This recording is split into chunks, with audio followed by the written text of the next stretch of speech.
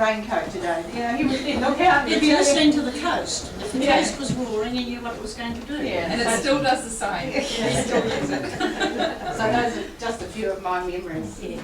Yes. I think being a very contented sort of person. Yeah. Yes. Never needed a lot of money, never needed a lot of worldly goods. No. What he had was what he enjoyed. Yes. Yeah. And if Jean hadn't been moving him along, he would have been happy in the little shack. Yeah. But if he had surplus, he'd share. You know, the mullet, he'd give that away. If he had the turmeric, he'd give that away. Yeah, he had a kind spirit. I don't think he ever wanted for anything else. No. You know, I remember going down to Waipipi. Ross had his boat under the motor carpet tree down there, and we'd slide it out across the mud when the tide was low and catch a few fish, and then when we went in, the tide would be in. So no, that was good having access to that boat, Ross. How long did you have it there for? Yeah, good. How long did you have the boat at Waipipi for? Oh, quite a few years. Frank had one too. Yes. Another one of my memories too, what I think was when you say he never swore, I was there, I was having holidays with Gene and Jack, I think it was 1936. And that particular, I think it was February or January, but a very severe storm there.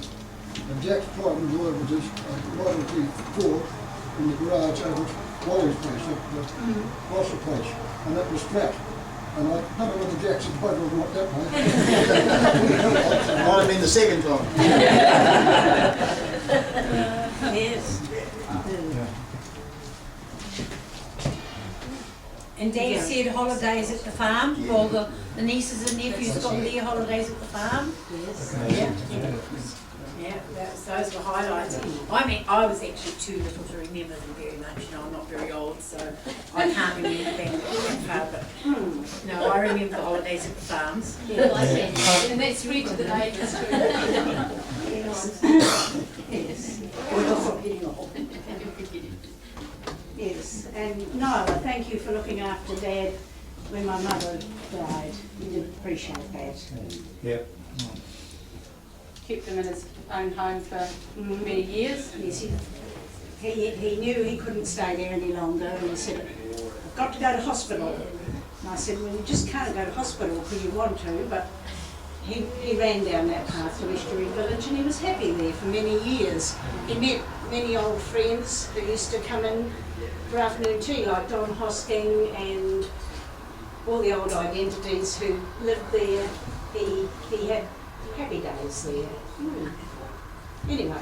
I think Dad's always been a very healthy sort of person.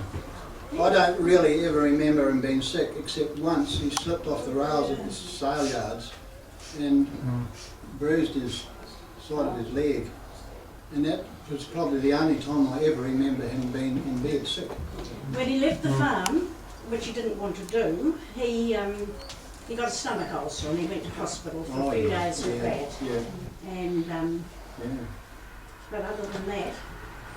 So if you're not a sick sort of person, you'll probably live to be 100.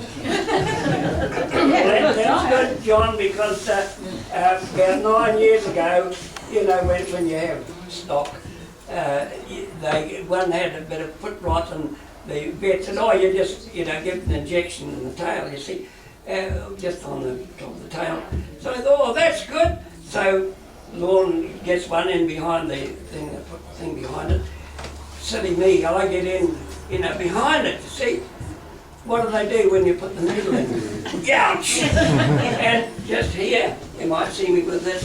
I wouldn't have it now, but one with that kicked me not on the knee, but just down below it. Yeah. And that's why I've got this now. Oh. But it's come back about 9 years on the damn thing.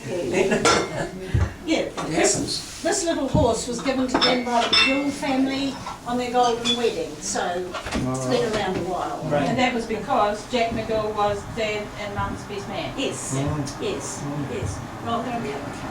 There we go.